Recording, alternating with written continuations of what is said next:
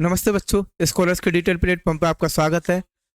आज हम लोग क्लास टेस्ट नंबर 848 सॉल्व करेंगे, ठीक है ना। देखिए क्वेश्चन नंबर फर्स्ट।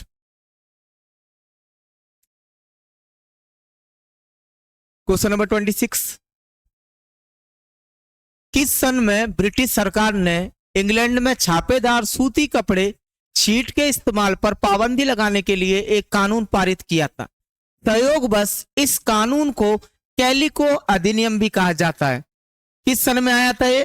तो आपको वो सन बतानी है जिस सन में ये आया था, ठीक है ना।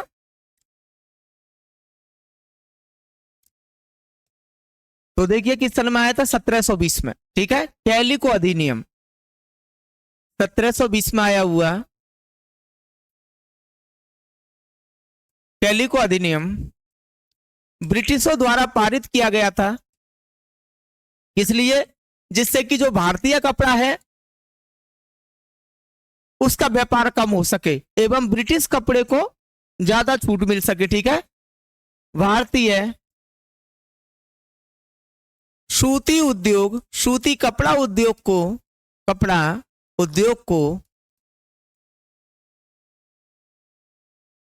कम करने के लिए एवं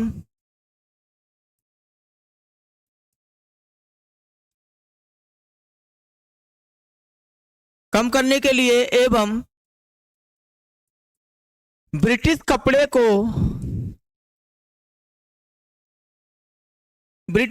को बेचने के लिए सब कुछ किया गया था, ठीक है। कैलिको अधिनियम तो किस सन में आया था? 1720 में। तो क्या था इसमें जो भारतीय सूती कपड़ा उद्योग था उसकी वैल्यू को कम करने के लिए ब्रिटिश कपड़े को इंटरनेशनली ज्यादा बेचने के लिए इसको लाया गया था। कब लाया गया? 1720 में। किसके द्वारा लाया गया? ब्रिटिशों द्वारा, ठीक है, ब्रिटिशों द्वारा।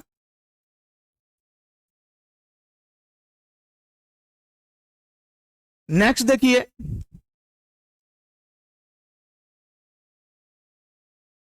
राज्य लोक सेवा आयोग भारतीय संविधान की किस 7वीं अनुसूची की किस सूची के अंतर्गत आता है? ठीक है, 7वीं अनुसूची में क्या है भाई? 3 सूचियां दी गई हैं। ये है 7वीं अनुसूची, पहले ये देख लो 7वीं अनुसूची, ठीक है। उसमें 3 सूचियां दी गई हैं। पहला होता है संघ सूची, दूसरा होता है राज्य सूची और तीसरा होता है समवर्ती सूची, ठीक है। ये 3 सूचियां हैं, ठीक। तो उसमें से जो राज्य लोक सेवा आयोग है, राज्य लोक सेवा आयोग, तो ये जो आयोग है ये किस सूची के अंतर्गत आता है? तो किसके अंतर्गत आता है भाई? राज्य सूची के, ठीक है ना। ये ध्यान रखना, राज्य सूची के अंतर्गत आता है। और आपसे अगर कोई अनुच्छेद पूछे तो कहां से आ जाएगा? 315 से 323 तक इस अनुच्छेद के अंतर्गत आता है, ठीक है। क्या दिया हुआ है भाई? क्या काम है इसका? अगर कार्य की बात करें तो राज्य में आयोजित होने वाली परीक्षाओं संबंधी, ठीक है, भर्ती संबंधी यानी कि वैकेंसीज को जारी करता है इन स्टेट। आयोजित होने वाली भर्तियां, जैसे बात करें राजस्थान की बात करें तो राजस्थान का जो राज्य लोक सेवा आयोग है वो क्या करता है भाई? क्या RAS यानी कि Rajasthan administrative services and RPS यानी कि पुलिस लाइन में ये वैकेंसीज को निकालता है, ठीक है। तो ये ध्यान रखना, राज्य लोक सेवा आयोग किस सूची का पार्ट है? राज्य सूची का, ठीक है। संघ सूची के पार्ट कौन कौन से भाई? संघ लोक सेवा आयोग है और क्या बोलते हैं CBI है, ठीक है ना, रॉ है। ये सारी किस चीज के अंतर्गत आती है? संघ सूची के अंतर्गत, क्योंकि इनको कौन फॉर्म करता है? सेंटर फॉर्म करता है, ठीक है। CBI हुआ आपका, ISS सर्विस हो गई, ठीक है ना। नेक्स्ट देखो, उत्तल दर्पण द्वारा बनने वाला प्रतिबिंब सदैव कैसा होता है? यहां पर उत्तल दर्पण की बात की गई है यानी कि कॉन्वेक्स मिरर की। तो भाई इसमें अगर आप देखोगे तो किस तरीके का जो इमेज फॉर्म होती है, प्रतिबिंब बनता है, तो कैसा बनता है? आभासी और सीधा, ठीक है। आभासी का मतलब नकली टाइप में बनता है और सीधा बनता है, ठीक है।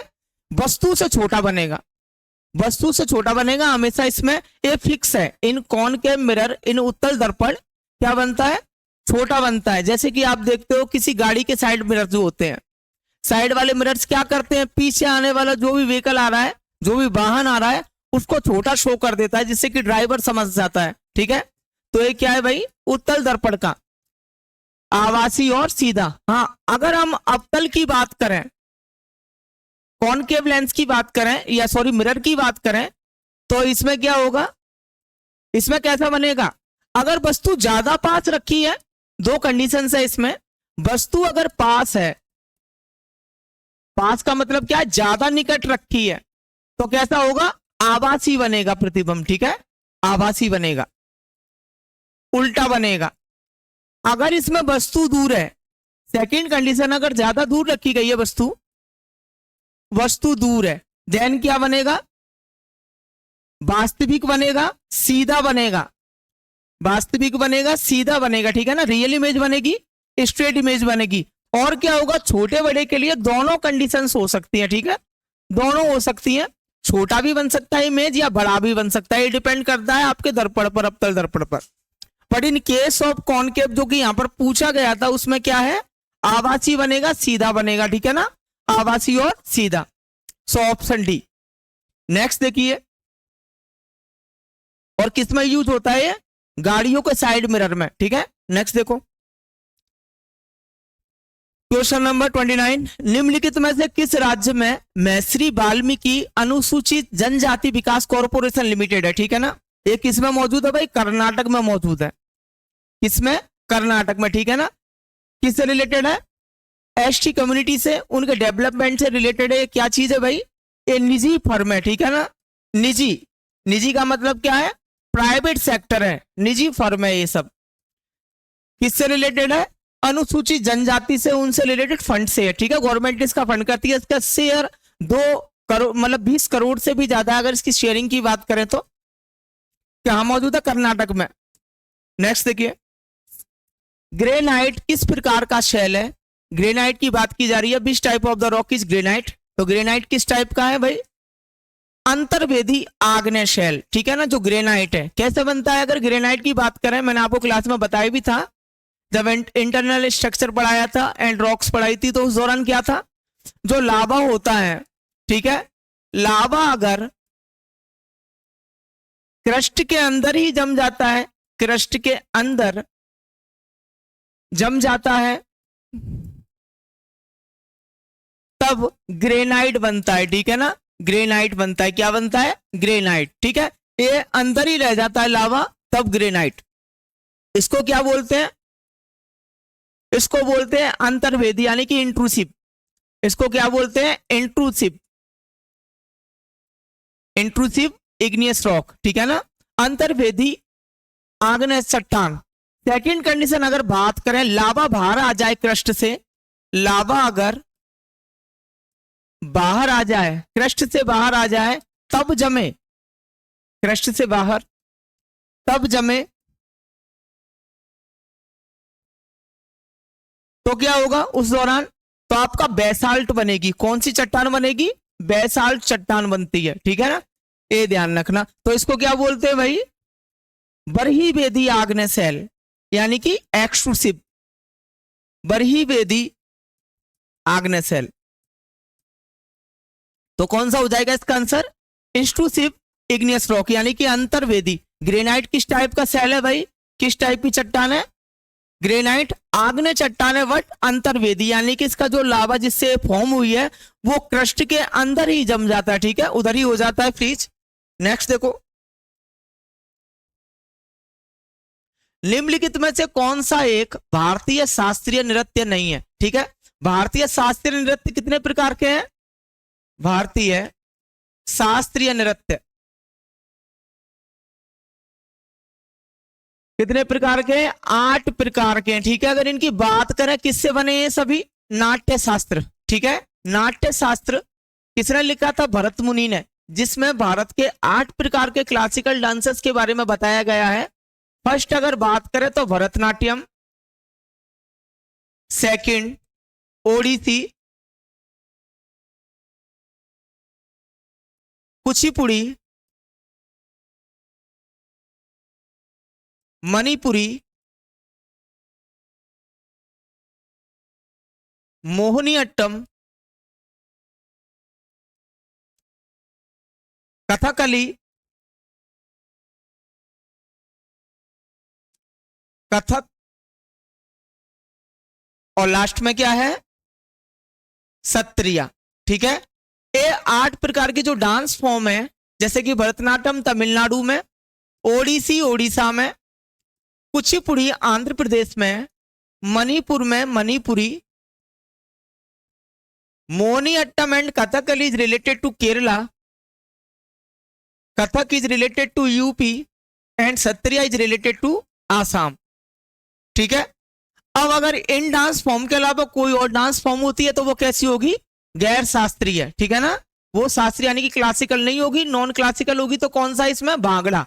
भांगड़ा क्या है, भांगड़ा नृत्य पंजाब का लोक नृत्य है। कहां का, पंजाब का लोक नृत्य। ठीक है,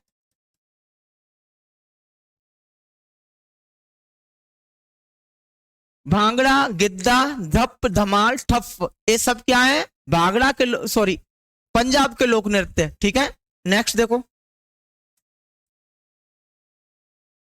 क्षेत्रफल की दृष्टि से भारत की विश्व का कितना बड़ा देश है, as per area India is the largest country in the world. तो कौन सी पोजीशन पर मौजूद है, 7th पोजीशन पर। ठीक है, 7वीं पोजीशन पर मौजूद है। भारत से पहले 6 देश और भी हैं। ठीक, तो भाई अगर भारत के फैलाव के बारे में देखें, इस तरीके से इंडिया है। ठीक है, अगर इसमें देखें हम लोग,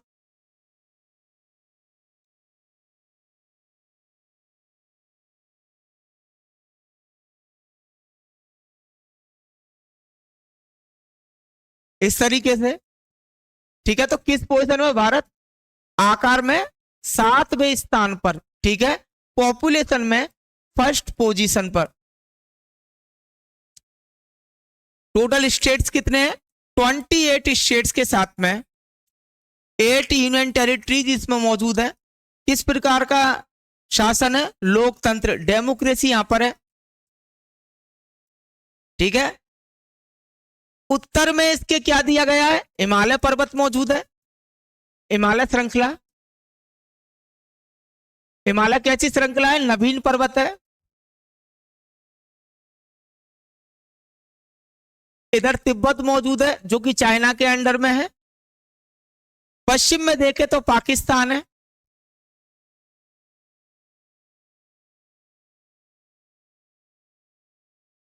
साउथ में श्रीलंका है।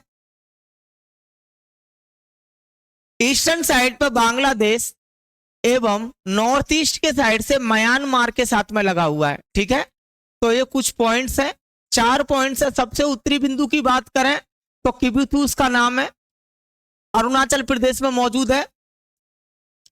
इधर बात करें वेस्ट में तो कच्छ जिले से लगा हुआ, कच्छ हमारे देश का सबसे बड़ा जिला है, कच्छ जिले से लगा हुआ सर्किक पॉइंट वेस्टर्न साइड में last western point of India है। ठीक है ना, अगर उत्तर की बात करें तो सियाचिन में मौजूद आपका Indira call, Indira call. And south में बात करें तो अंडमान निकोबार में, निकोबार आइलैंड में मौजूद Indira point is the last point of southern side.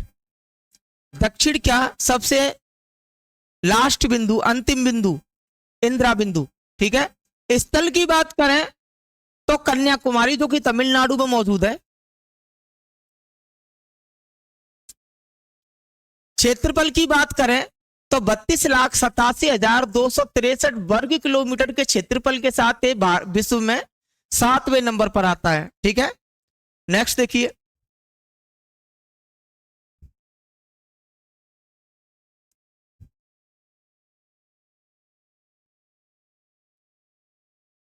Question number 33, Gujarat का कड़ाना बांध निम्नलिखित में से किस नदी पर बना है। तो किस नदी पर बना है, माही नदी पर। ठीक है, देखते हैं, थोड़ा सा एक्सप्लोर करते हैं। कड़ाना बांध, कड़ाना बांध किस रिवर पर है, माही रिवर पर। किस नदी पर, माही नदी पर। कहां पर मौजूद है, माही नदी पर, माही सागर जिला, महिसागर जिला। ठीक है, कड़ाना बांध मौजूद है। इसका एक ऐसा है हाइड्रो इलेक्ट्रिक बांध में, हाइड्रो इलेक्ट्रिक बांध है ये आपका, यहां से बिजली पैदा होती है, हाइड्रोलिक पावर मिलती है हम लोग को 240 मेगावाट के हिसाब से, ठीक है। तो ये पूरा इसके बारे में डिटेल्स है। कड़ाना बांध की बात की गई थी तो गुजरात में मौजूद है। कड़ाना बांध किस रिवर पर है? माही रिवर पर। किस जिले पे है? माहीसागर जिले पर। कैसा बांध है? हाइड्रो इलेक्ट्रिक बांध है। कितना मेगावाट एनर्जी इससे रिलीज होती है, सॉरी इसमें प्रोड्यूस होती है, अगर बात करें जनरेट, तो 240 मेगावाट के साथ में ये हाइड्रो इलेक्ट्रिक डैम है, ठीक है। तो ये हो जाएगा आपका कड़ाना बांध। नेक्स्ट, निम्नलिखित में से किस शॉर्टकट कुंजी का इस्तेमाल MS वर्ड 365 में चयनित डाटा को कॉपी करने के लिए किया जाता है? तो भाई इसमें क्या पूछा, केवल शॉर्ट की पूछे तो क्या हो जाए Ctrl+C, ठीक है।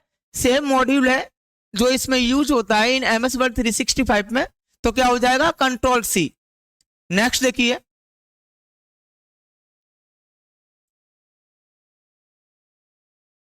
नरेंद्र मोदी ये पॉलिटिकल बायोग्राफी द्वारा लिखी गई है। भाई नरेंद्र मोदी जो पॉलिटिकल बायोग्राफी यानी कि लाइफ ऑफ अवर जो रेपुटेटेड PM है, उनके बारे में ये जो बायोग्राफी लिखी है किसने लिखी है? तो एंडी मैरिनो ने। किसने लिखी है?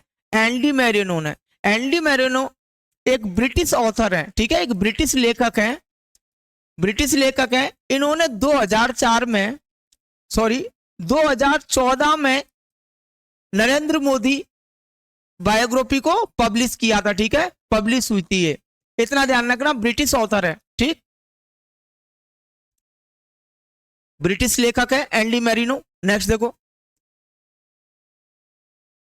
केंद्रीय सूचना और अन्वेषण ब्यूरो, ठीक है, central bureau of intelligence, CBI के बारे में बात हो रही है, ठीक, CBI। तो CBI 7वीं अनुसूची की किस सूची के अंतर्गत आता है? मैंने अभी आपको इससे पहले वाले क्वेश्चन में जो रिपीट हुआ था उसमें मैंने आपको बताया था कि 7वीं अनुसूची में हमारे 3 अनुसूचियां दी गई हैं, 3 सूचियां दी गई हैं, सॉरी 7वीं अनुसूची में। पहली सूची है संघ सूची। संघ सूची के अंदर CBI, सेंट्रल फोर्सेस, ठीक है, उनसे रिलेटेड डिसीजंस जो डिफेंस सेक्टर है, कंप्लीटली सारी जो भी इन्वेस्टिगेशन NIA है, ये सारी की सारी संघ सूची के अंतर्गत आती है। स्टेट के अंदर अगर बात करें हम लोग, तो स्टेट के अंदर जैसे कि आपका जो यहाँ की सब्जेक्ट है, ठीक है ना, जैसे कि यहाँ अगर कोई डिस्कशन होगा तो ये सारी चीजें किसके रिलेटेड है? राज्य से रिलेटेड है। और समवर्ती सूची एक ऐसी सूची है जिस पर कोई भी डिसीजन ले सकता है, जैसे कि राज्य या फिर स्टेट, सॉरी स्टेट या फिर centre, but in case of centre always 100% centre की बात को ही प्रायोरिटी दी जाएगी, ठीक, तो ये ध्यान रखना। तो इसमें CBI के बारे में बोला था, CBI किसके बारे में? भाई संघ सूची का विषय है, ठीक है, किसका विषय है? संघ सूची का। ये अपने माइंड में बस इसको बढ़ा के रखो, ठीक है। नेक्स्ट देखो, उत्पादन फलन से व्यक्त किया जा सकता है, it's mean the production function can be expressed as, किस फॉर्म में किया जा सकता है? भाई यहाँ उत्पादन से बात की जा रही है, इकोनॉमिकल टर्म है, तो किससे रिलेटेड होगा? Q से रिलेटेड होगा, ठीक है ना, इकोनॉमिक टर्म है। फिर क्या बोला गया है इसमें?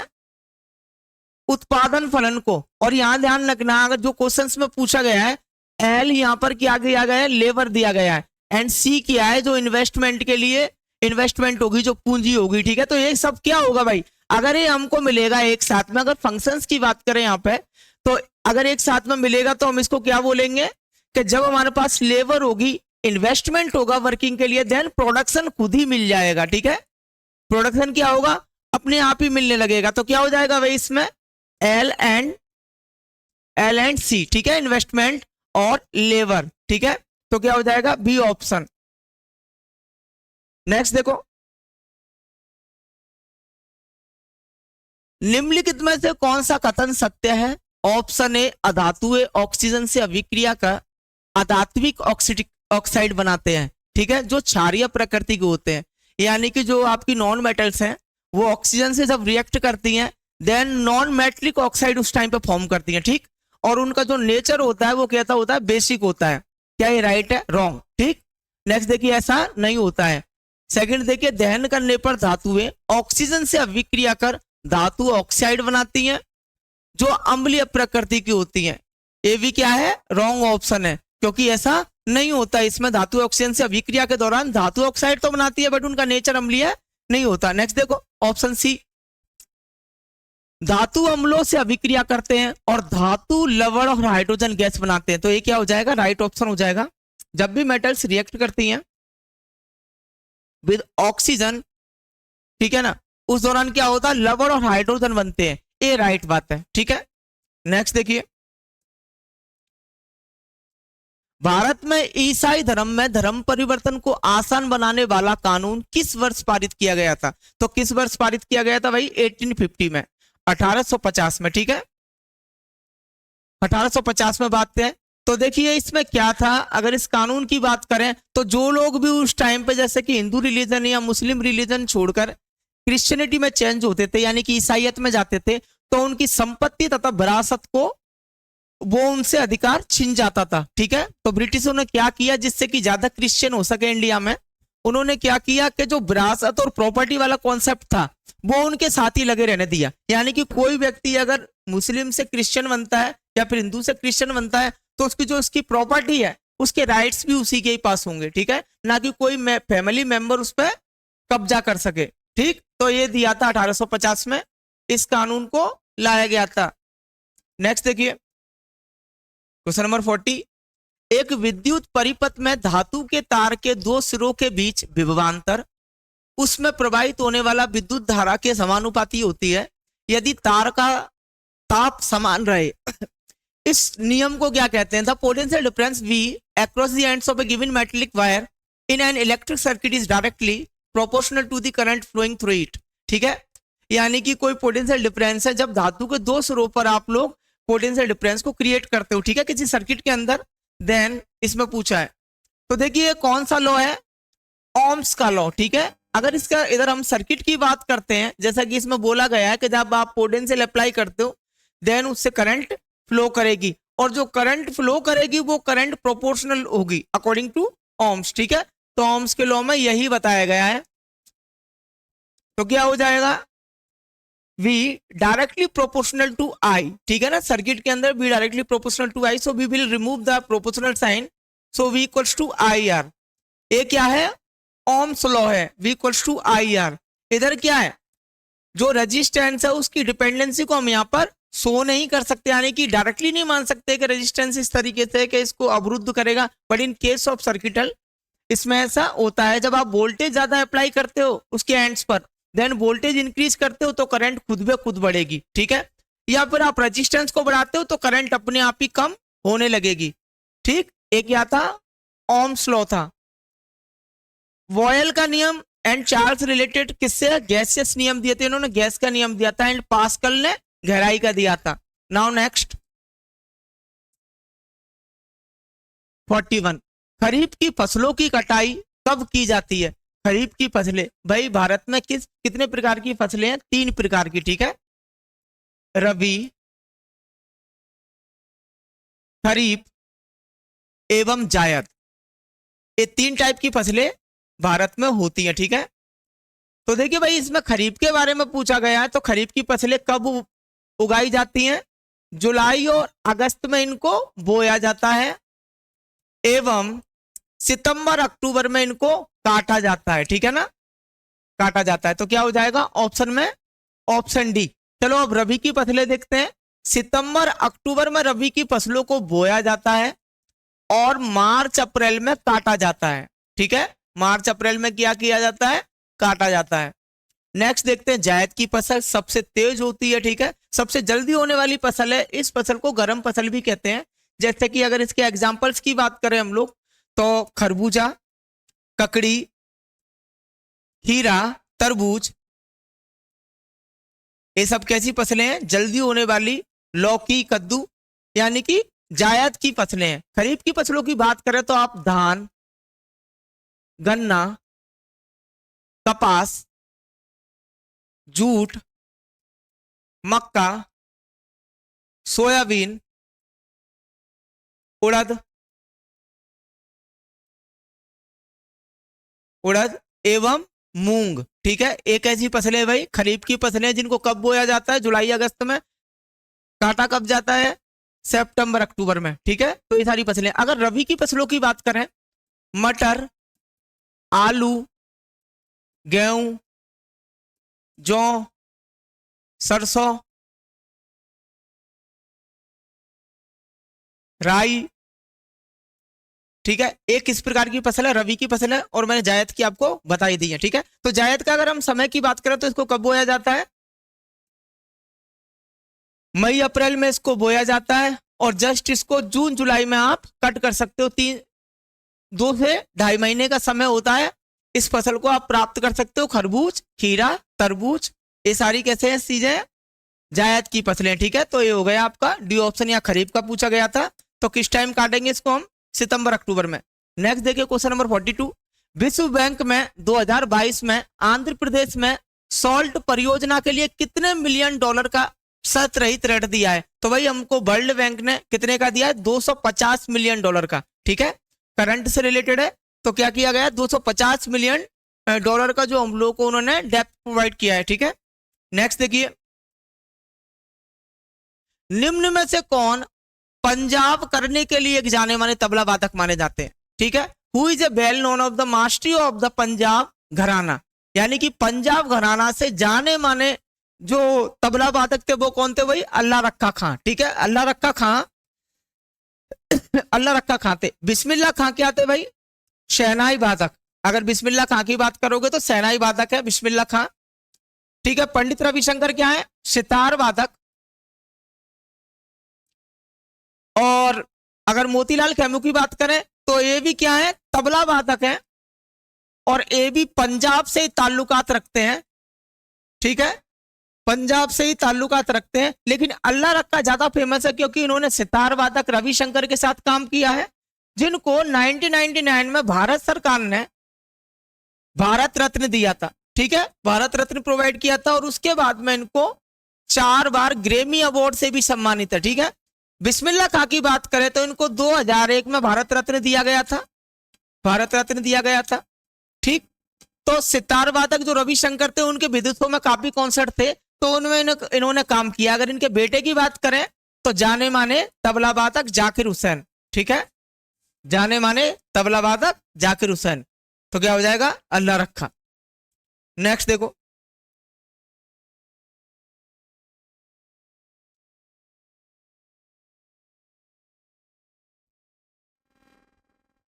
डाटा प्रेषण की निम्नलिखित में से किस प्रणाली में डेटा एक साथ दोनों दिशाओं में प्रवाहित हो सकता है। तो किसमें भाई, फुल डुप्लेक्स में, ठीक है।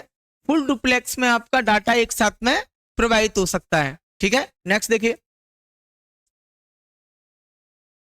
हाल ही में आईसीसी हॉल ऑफ फेम में शामिल होने वाले 11वें भारतीय क्रिकेटर कौन बने भाई, हॉल ऑफ फेम में, ठीक है। सम्मान देने के लिए इसमें बुलाया जाता है, आईसीसी की तरफ से आयोजित होता है, जिसमें जो पुराने क्रिकेटर्स हैं जिन्होंने अच्छा परफॉर्म किया उन सबको सम्मान के लिए बुलाया जाता है। तो किसको बुलाया गया था इस बार, एमएस धोनी को, ठीक है। अपने जो former captain of team India है एमएस धोनी, यानी महेंद्र सिंह धोनी को बुलाया गया था। नेक्स्ट देखिए, हाल ही में सभी बचत बैंक खातों के लिए औसत मासिक शेष की आवश्यकता को किसने समाप्त किया है। तो किसने समाप्त किया भाई, कैनरा बैंक ने ऐसा किया है। करंट से रिलेटेड है, किसने काम किया है, कैनरा बैंक ने ऐसा किया है, ठीक है। नेक्स्ट देखिए, हाल ही में आरबीआई से गैर बैंकिंग वित्तीय कंपनी का लाइसेंस प्राप्त करने वाली पहली ई कॉमर्स कंपनी कौन सी है, आरबीआई से जिसने लाइसेंस प्राप्त कर लिया है, फ्लिपकार्ट ने। किसने किया है भाई, फ्लिपकार्ट ने किया है, ठीक है। नेक्स्ट देखो, हाल ही में मेकोंग गंगा देशों के लिए बौद्ध यात्रा शुरू करने की घोषणा किसने की है, तो उत्तर प्रदेश ने की है, ठीक है। उत्तर प्रदेश ने 2 जून से 7 जून तक का ये प्रोग्राम था, जिसमें बुद्ध से रिलेटेड जगह इनको घुमाया गया, जैसे कि कौशाम्बी, कुशीनगर, सारनाथ,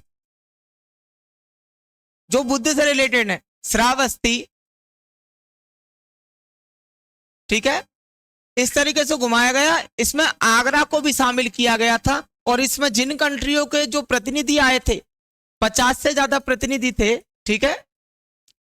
प्रतिनिधि थे और कहां से आए थे? आसियान कंट्रीज से। ठीक है, आसियान जो आपकी साउथ ईस्टर्न कंट्रीज है, साउथ ईस्टर्न कंट्रीज है, उनके प्रतिनिधि आए थे। ठीक है ना, तो कौन सा हो जाएगा भाई? उत्तर प्रदेश ने शुरू की है। नेक्स्ट देखो, हाल ही में कनाडा इंडिया फाउंडेशन द्वारा global Indian of the year पुरस्कार से किसे सम्मानित किया गया? किस पार्टी को? सदगुरु जग्गी वासुदेव को सम्मानित किया गया। किसको सम्मानित किया गया? सदगुरु जग्गी वासुदेव। नेक्स्ट देखो, हाल ही में विश्वविद्यालय अनुदान आयोग से भारत में परिसर स्थापना की मंजूरी के लिए दूसरा विदेशी विश्वविद्यालय कौन सा है? University of Liverpool UK. ठीक है ना, यूनिवर्सिटी ऑफ लिवरपूल यूके। इसको भारतीय यूजीआई यानी कि जो इंडिया की अनुदान आयोग है, उन्होंने इनको पैसा प्रोवाइड किया। ठीक है, थैंक यू सो मच बच्चों। अगर कोई प्रॉब्लम हो तो आप कमेंट सेक्शन में इसको जरूर बताना। ठीक है, थैंक यू।